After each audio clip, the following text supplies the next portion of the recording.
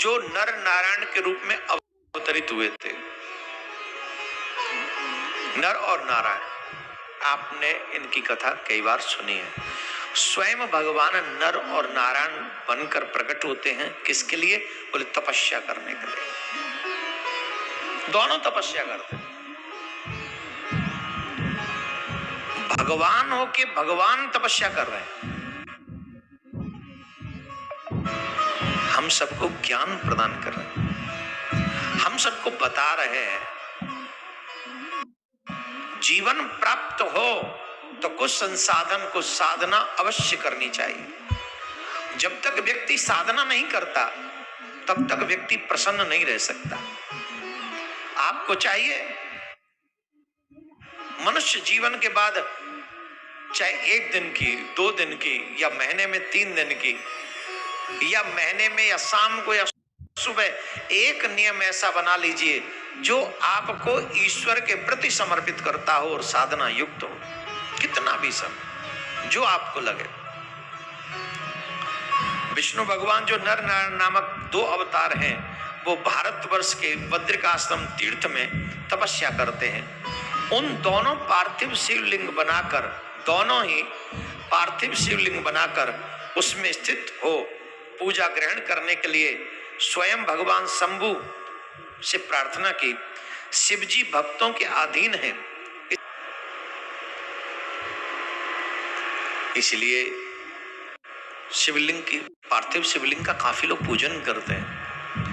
रामेश्वरम की चर्चा अगर हम करेंगे, आएगी चर्चा कथा में एक दिन, तो जब हनुमान जी शिवलिंग लेके वापस थोड़े लेट हुए तो राम जी ने भी रामेश्वरम में पार्थिव शिवलिंग की पूजा की। मिट्टी से शिवलिंग बनाकर उसकी पूजा अर्चना आराधना की जाती है, उसे पार्थिव शिवलिंग कहते हैं। और जो मनुष्य पार्थिव शिवलिंग की पूजा करता है उसका बहुत बड़ा महत्व है, बहुत बड़ा।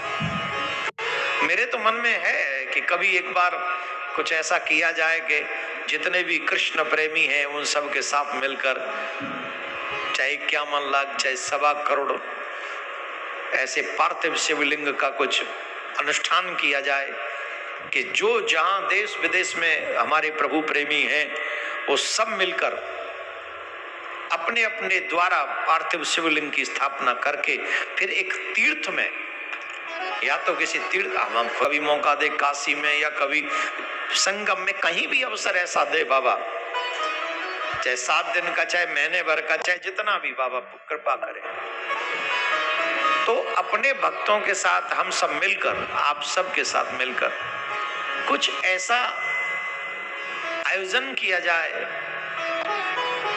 जो पार्थिव शिवलिंग की पूजा स्वयं नर नारायण भगवान करते हैं, जिस पार्थिव शिवलिंग की पूजा स्वयं भगवान श्री राम करते हैं। और उन पार्थिव शिवलिंग की पूजा एक बार अगर हमें मनुष्य जीवन मिला है तो हम सबको भी करने का प्रयास करना चाहिए। मैं तो प्रयासरत, जब से मैं ये पहले तो भागवत और रामायण इत्यादि का ही क्रम अधिक पढ़ता था तो मेरा ध्यान वहीं था, परंतु जब से शिव कथा की बात आई और फिर शिव पुराण पढ़ा और अन्य लिंग पुराण पढ़ा, यत्र तत्र पढ़ा, तो जितना महात्म समझ में आने लगा है। आगे की कथाएं जब जब आप सुनेंगे तो आप आश्चर्य करेंगे, ऐसी ऐसी शिव कथा। और आप लोग भी अगर चाहेंगे तो प्रार्थना करना शिव जी से, तो शिव जी सुनेंगे, कुछ ऐसा करेंगे, कुछ ऐसा जो अलग सा हो, शिव जी को मनाने के लिए हो। क्यों? अरे हम शिव जी को इसलिए नहीं मनाएंगे कि हमें शिवलोक जाना है।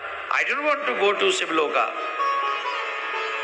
हम शिव जी को इसलिए मनाएंगे क्योंकि हमें तो सीधे प्रभु अनेक तू एक ही है, वो 10 नहीं है, वो 20 नहीं है, वो एक ही है। इसलिए आप सब भी ऐसी प्रार्थना बाबा भोलेनाथ से कीजिएगा कि हमारी इस प्रार्थना को वो सुने और स्वीकार करें। तो स्वयं नारायण भगवान जब नर नारायण के रूप में वहां पर उपस्थित हुए, तपस्या करते थे, पार्थिव शिवलिंग की पूजा, उनके बनाए हुए पार्थिव शिवलिंग में, क्योंकि मिट्टी का जो पार्थिव शिवलिंग होता है वो उसे रख नहीं सकते, तो प्रत्येक दिन बनाना है वो। तो इसलिए यहाँ पर लिखा है प्रतिदिन उनके बनाए हुए पार्थिव शिवलिंग में पूजित होने के लिए शंकर भगवान स्वयं एवरीडे बद्रिकाश्रम पहुंचते थे। हर दिन बद्रिकाश्रम भूत भावन भोलेनाथ उनके पार्थिव शिवलिंग में अपने आप को पूजित कराने के लिए पहुंचते थे। जब उन दोनों को पूजित पार्थिव पूजन करते करते बहुत दिन बीत गए, तब एक समय परमेश्वर शिव ने प्रसन्न होकर कहा, मैं तुम्हारी आराधना से बहुत प्रसन्न हूं। नर नारायण भगवान को मैं संतुष्ट हूं। तुम दोनों जो चाहो मुझसे वर मांग लो। तुम जो चाहोगे मैं तुम्हें वही वर दूंगा। अच्छा, संत महात्मा श्रेष्ठ जो दिव्य आत्माएं होती हैं वो कभी अपने लिए नहीं मांगती। एक साधारण मनुष्य में, दैत्य में और संत में ये अंतर है। जो दैत्य होंगे वो अपने लिए मांगेंगे, साधारण मनुष्य भी अपने लिए मांगेगा। इवन हम मंगलवार का व्रत करते हैं, सोमवार का व्रत करते हैं, तो कभी ये नहीं कहते कि हमारा मोहल्ला सुखी हो जाए। पहले आगे कभी मांगते हैं और थोड़े सुकड़ जाएं, परिवार भी जब हमारी रीझ बूझ न करे तो और सुकड़ जाते हैं। हे प्रभु, मेरे बेटा बेटी प्रसन्न रहे, बहू बेटा प्रसन्न रहे, मैं प्रसन्न रहूं। चाचा ताऊ सब गायब, सिर्फ मैं और मेरे बच्चे और सुकड़ गए। और बेटा बहू भी ना सुनते हो तो प्रार्थना और सुकड़ जाती है, मन और छोटा हो जाता है, भावना और छोटी हो जाती है। फिर क्या कहते हैं, प्रभु जी रहे, हम चलते रहे, हमें किसी से कोई लेना देना नहीं, और सुकड़ जाते हैं। लेकिन व्यासपीठ से प्रार्थना क्या की जाती है यहाँ पर एवरीडे, सुखी बसे संसार सब, कोई न हो दुखारी, सब हो निरोग भगवान, धन धान्य के भंडारे, सब भद्र भाव देखे, सदमार्ग के पथिको हो, दुखी धारी। हे ईश्वर, सब सुखी हो। कौन? बोले जिन्होंने देह धरी है,